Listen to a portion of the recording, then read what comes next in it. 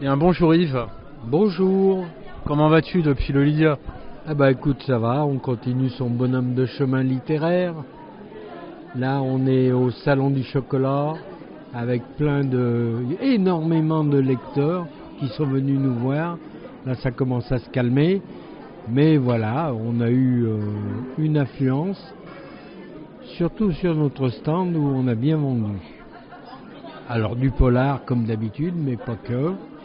On a sorti à deux un roman historique, Les Moissons de l'exil, qui est sorti en février, et il marche très très bien. Alors c'est un roman qui parle des premiers Français partis peupler l'Algérie en 1848.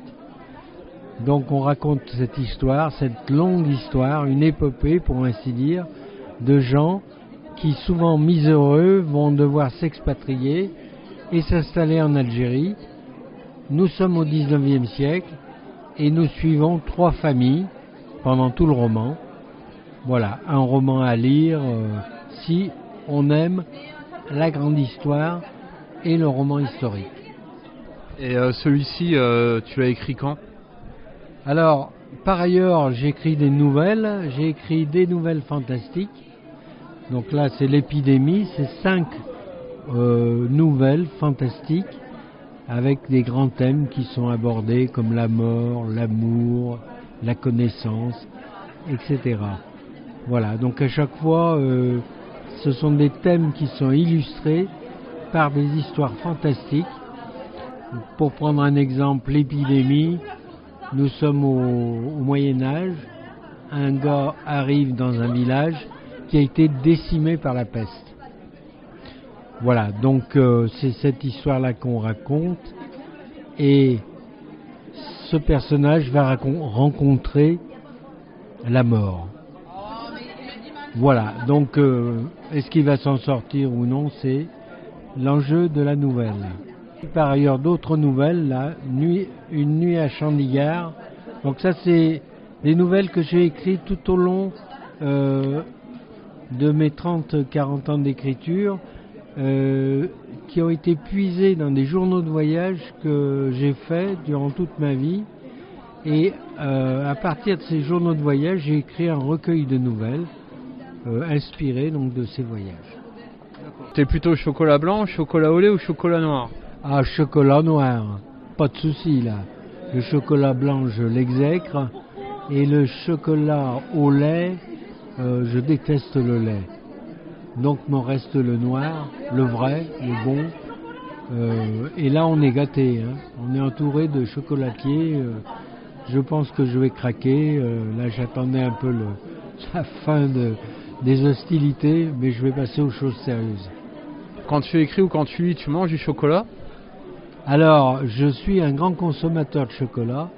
J'en mange pas pendant que j'écris, mais par contre, j'en mange volontiers à la fin de chaque repas. C'est un carré, voire deux. Voilà. Le soir aussi. C'est mon péché mignon, oui, le chocolat. Ton inspiration, elle se déclenche comment?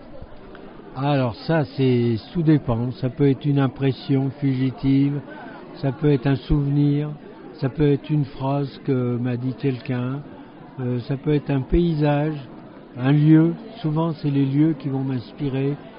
Mes polars, souvent, c'est des lieux dans lesquels je plonge, et je me dis là, il y a peut-être un climat qui pourrait être propice à écrire un polar. Voilà, c'est très varié, hein. La source d'inspiration, c'est la chose la plus variée qui soit. Et quel message aurais-tu à dire aux organisateurs d'aujourd'hui? Ah bah, un grand bravo évidemment. Bon, c'est la 2e année qu'on vient là. On retrouve une bonne organisation.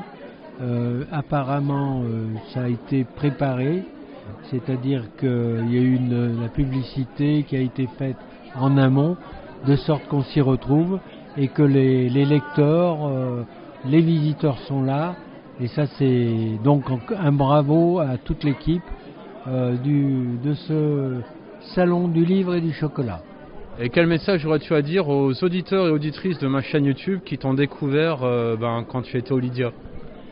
Eh ben, mon message, c'est que si vous aimez les polars, passez par les miens, essayez de les lire en tout cas.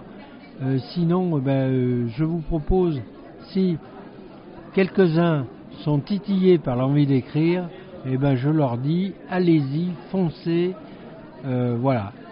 C'est comme ça qu'on y arrive, progressivement, et c'est en forgeant qu'on devient forgeron, et c'est en écrivain qu'on devient écrivain.